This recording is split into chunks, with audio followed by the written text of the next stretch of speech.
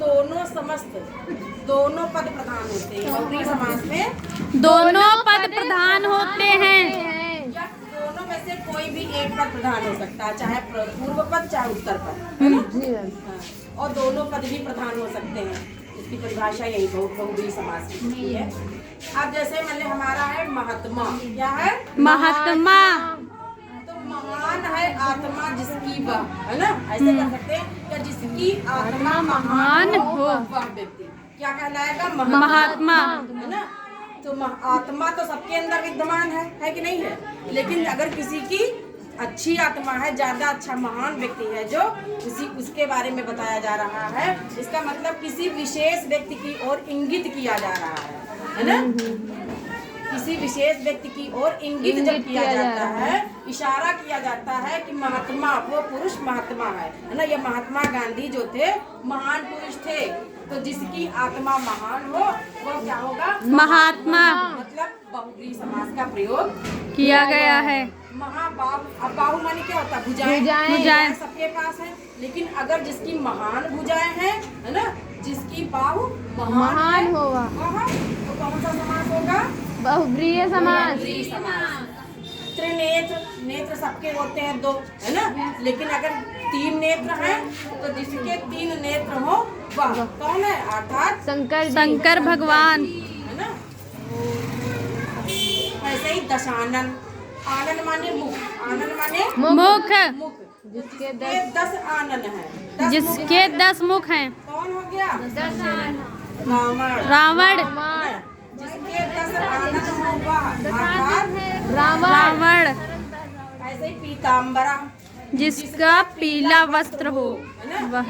वह है पीताम्बर। जिसका पीला वस्त्र है वो क्या है? पीताम्बर। अच्छा, एक यही पीताम्बर अभी कर्मधारय समास में भी आया था, उसको चेक करो, पीताम्बरम था उसमें शायद, है ना?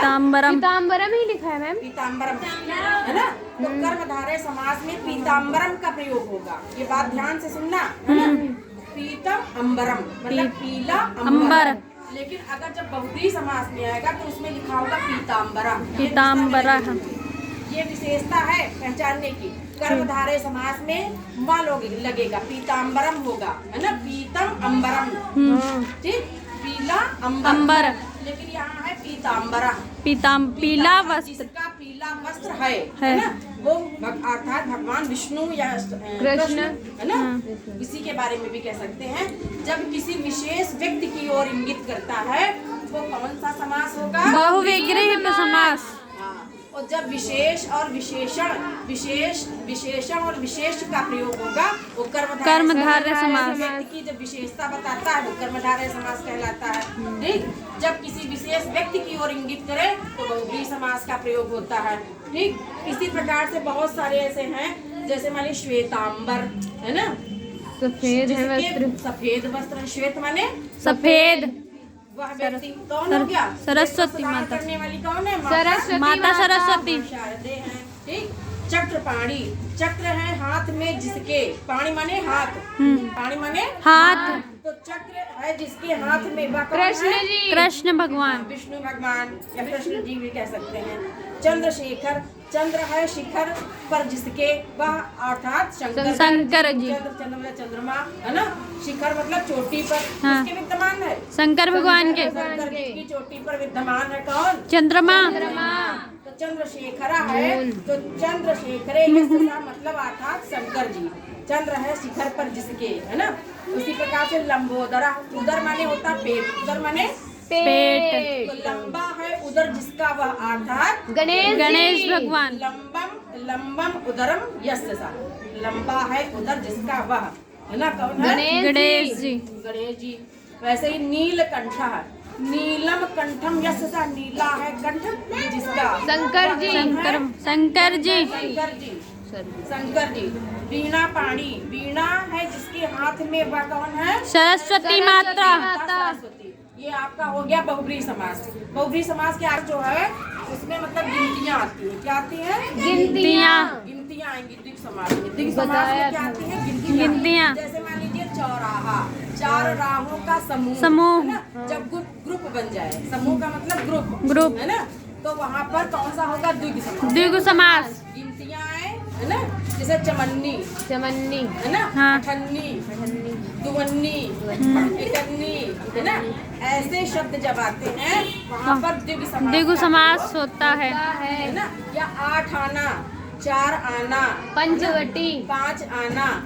पंचवटी नहीं होगा? पंचवटी कैसे होगा? 5 बटों का समूह। हाँ, पंचवटी भी होगा पंचवटी कि? होगा। हाँ, पंचवटी 5 बटों का, बट माने बरगद, बरगद। 5 बटों का समूह है तो इसमें भी द्विगु होगा, है ना?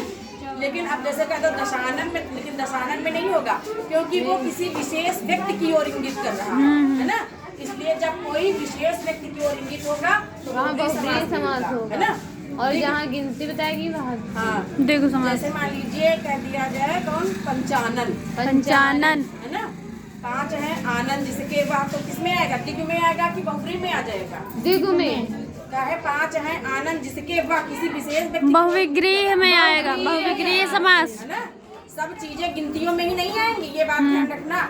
जब समूह में एक ग्रुप बनेगा तब आएगा आपके द्विगु समास में। अगर किसी विशेष व्यक्ति की ओर जब इंगित करेगा तो बहुब्रीहि समास में आएगा, है ना।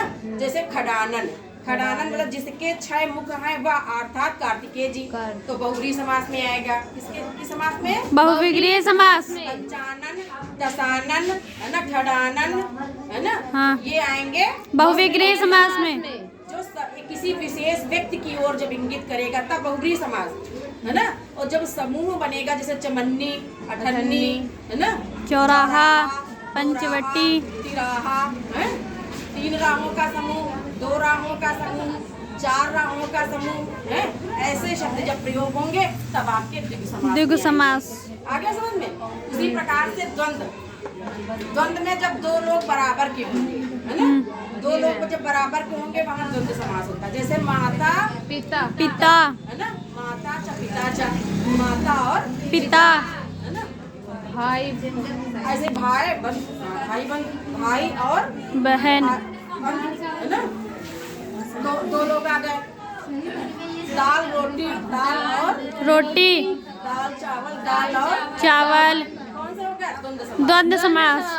है? जब 2 लोग आएंगे बराबर के तब तो उसमें द्वंद्व समास होगा। राम लक्ष्मणो, है ना, राम लक्ष्मण, लक्ष्मण 2 लोग बराबर के हैं तो किस समास में आएंगे? द्वंद्व समास में। अब हमारे ख्याल से सारे समास आ गए होंगे समझ में। Yes ma'am. जो ना आया हो तो फिर पूछ सकते हैं आप।